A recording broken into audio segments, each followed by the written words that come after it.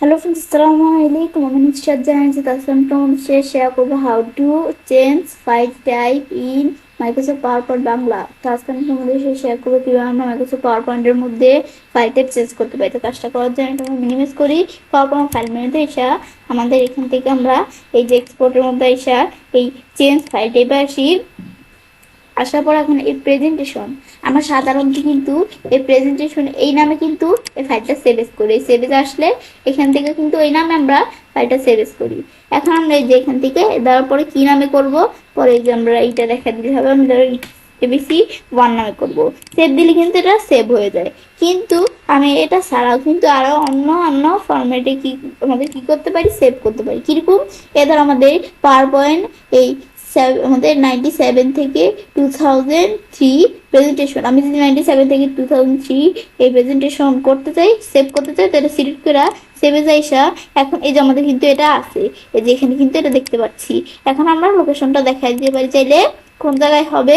পর আমরা এই যে এবিসি 1 যেটা আছে এটা থাকা অবস্থায় এখন আমি চাইলে এটার পরিবর্তে আমি যদি এবিসি 2 দিয়ে দিতে পারি, পর আমি সেভ দিলে বিষয়টা কিন্তু সেভ হয়ে গেল।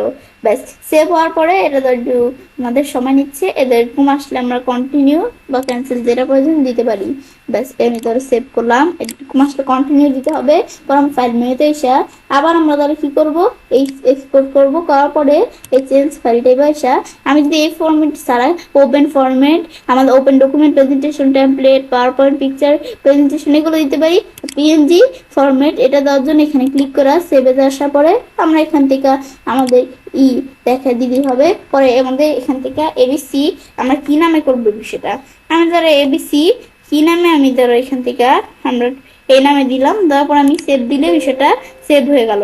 আমি কি জাস্ট দিস ওয়ান, আমি কি শুধু এই স্লাইডটাই করবো নাকি সকল সিলেক্ট করতে চাইলে আমরা এটা দেখাই দিব। ওকে, ব্যাস হয়ে গেল। এখন আবার আমরা এদিকে আসি, আসার পরে এটার পরে আমি এখান থেকে কি করব, আমরা এক্সপোর্টে আসি, আসার পরে এখন আবার চেঞ্জ ফাইল টাইপে এসে আমি যদি জেপিজি ফরম্যাটে করতে চাই, এটা দেখি আমি যদি সেভে আসি, আসার পর আমি চাইলে জেপিজি ফরম্যাটে কোন জায়গায় দেখা দিলেই হবে। পরে দেখানোর পরে আমি ধরো এখান থেকে কি করতে পারি, বিষয়টা করতে পারি। এই সিবি এ আমাদের 1 দেওয়া আছে, আমি যদি চেঞ্জ করে নিয়ে যেতে, ধর আমি সিবি এ ধরো দেখা দিলাম কি আমি এখানে 3, বা আমরা এখান থেকে যেটা প্রয়োজন সেভ দিলে সেভ হয়ে গেল। ব্যাস, আমাদের অল স্লাইড দেখাই দিতে হবে। ব্যাস, পরে ওকে দিই। এখন আমি যদি আমরা আমাদের ফোল্ডারে আইসা দেখি আমরা এটা কোন জায়গায় বিষয়টা, আমাদের যে বিষয়গুলো আমি সেভ করলাম এতক্ষণ কোন জায়গায় বিষয়টা সেভ হইলো। এখন আমরা আমাদের এই যে এবিসি 2 নামে এটার মধ্যে ধরো এই যে বিষয়গুলা সেভ হয়ে গেছে।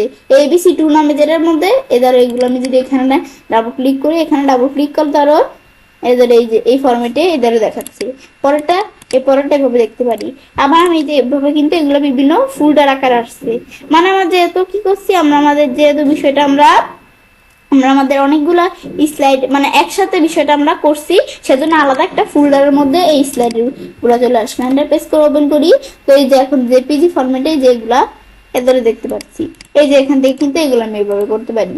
এখন কিন্তু এই বিষয়গুলো এভাবে চলে আসলো। এখন এই ফরম্যাট ছাড়াও আমি যদি আলাদা অ্যানাদার কোনো ফরম্যাট করতে চাই, ফাইল এক্সপোর্ট, এই চেঞ্জ ফাইল টাইপ এসে save as another file type.